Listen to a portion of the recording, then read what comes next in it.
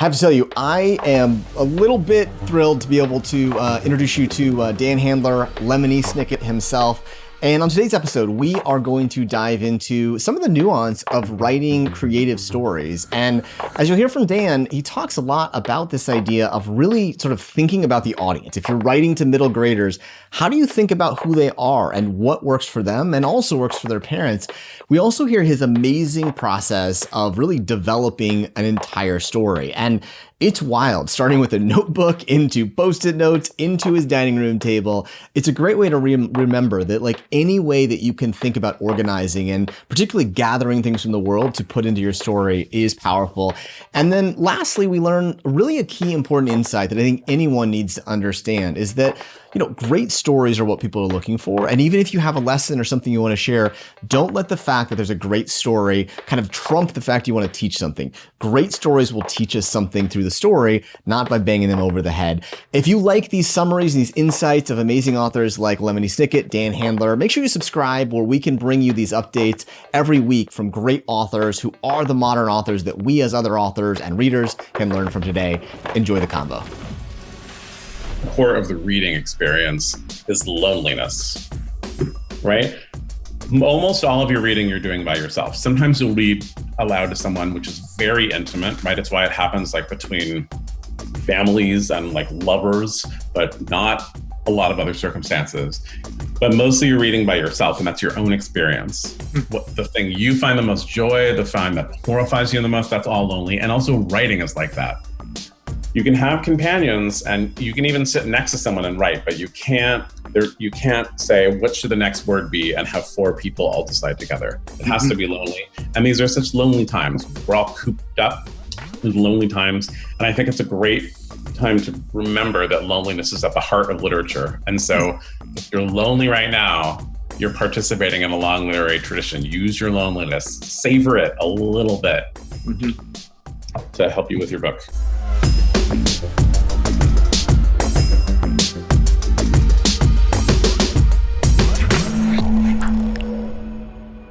I had a really good writing teacher in college. When I actually arrived at college, I knew I wanted to be a writer, and I signed up for the writing course taught by the really famous writer. And you had to be interviewed to get in. She said to me, "I think I'll let you in the class, but I'm going to give you a poem, and everybody is going to bring their poems that they've been assigned on the first day of class, and you're going to memorize yours so you can recite it. And we're all going to lie down." This is what I remember she said. "We're all going to lie down in a field full of leaves." I always remember that phrase, field full of leaves, because it kind of ruins the field and the leaves. Yeah. There was something gross about that, field full of leaves. And I felt a little like it was my first day of medical school, and I learned that I didn't like the sight of blood. I thought, I don't want to do this. Yeah. I don't want to memorize a poem and lie in a field full of leaves.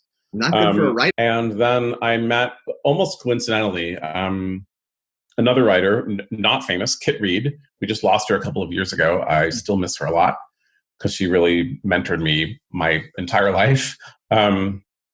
And she taught a class where you wrote 10 pages every week and you gave them to her, and you had a 15-minute session alone in her kitchen, and she talked to you about it. And that sounded much better to me. Yeah, no field, no leaves, no nothing. I found that I really, really enjoyed writing.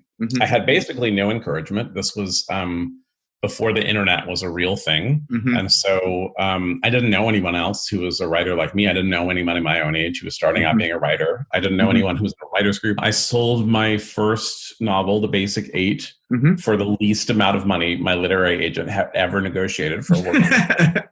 So that was pretty terrifying too, because it was one thing to be kind of lonely and broke and feeling unsuccessful when I hadn't been published. I like dark and spooky things in a book. That's my idea of a good time.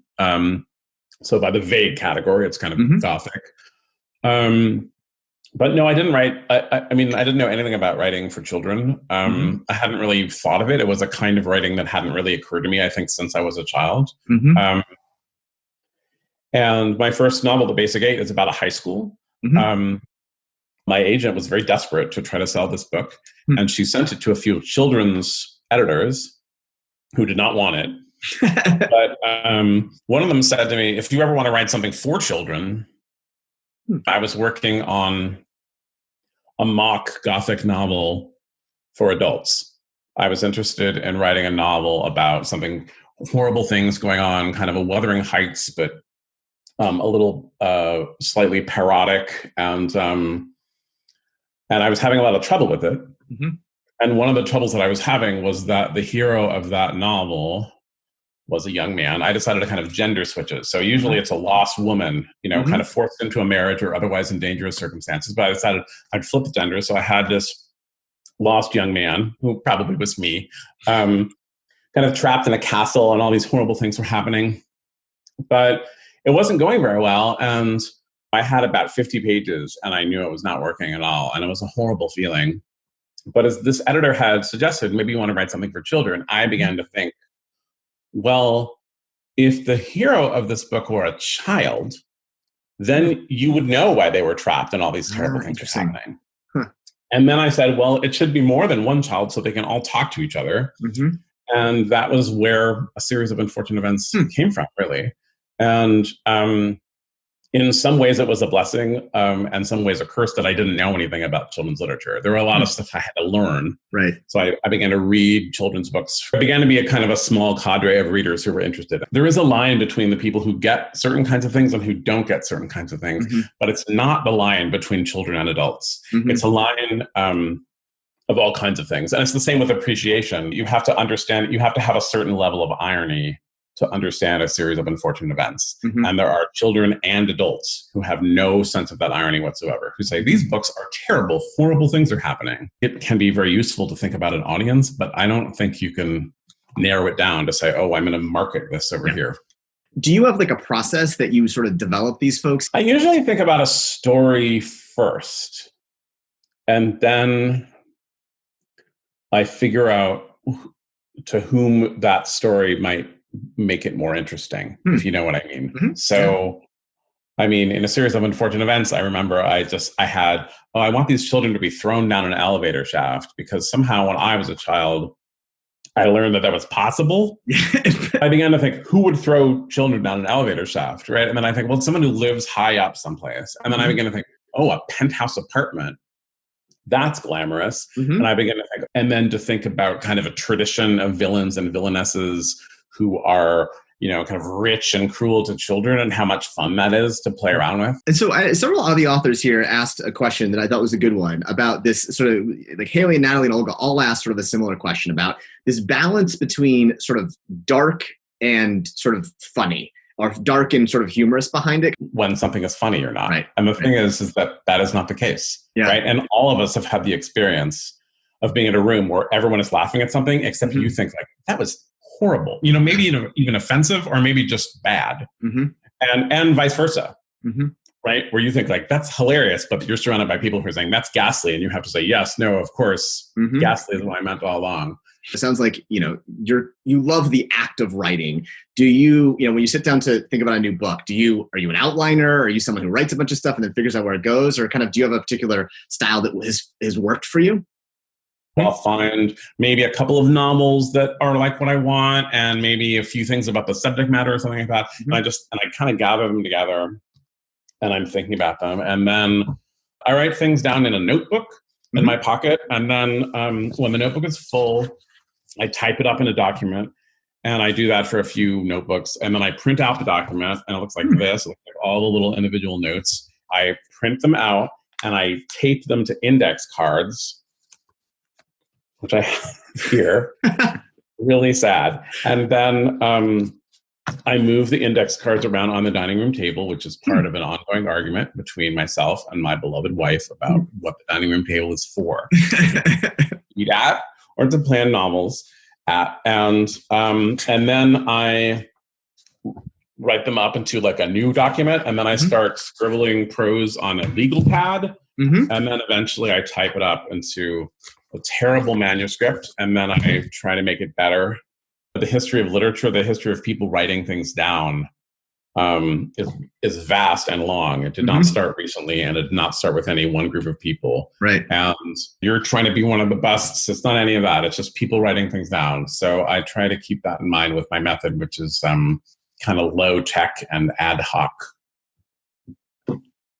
just for your own self and also for any book project, to kind of build your own personal canon is really important. Yeah. A canon is something that you are holding in your head. Bring in something that's crucial to you and really figure out what makes it tick. You have to write things down. That's a big part of being a writer. Turns out. And you want to write down a lot of things. 10 pages a week is a lot. That's a lot of words. But it was like getting those pages out of your system before you can even learn how to do it. Are able in your books to sort of feel relatable. You're not talking down, like, you're writing books for fourth graders, but yet it doesn't feel like you're talking down to them. I came at it from wanting to write literature. I didn't come at it from wanting to teach some precious lesson to the young people. And I think a lot of children's literature starts that way. Yeah. And they say, gosh, children need to learn that this is wrong or something. Resilience and grit. Yeah. And it doesn't, I often feel like children are one of the last categories that society still thinks it's okay to talk about in large general terms, and you hear it in publishing all the time. Like, oh, well, this is what 10-year-olds like.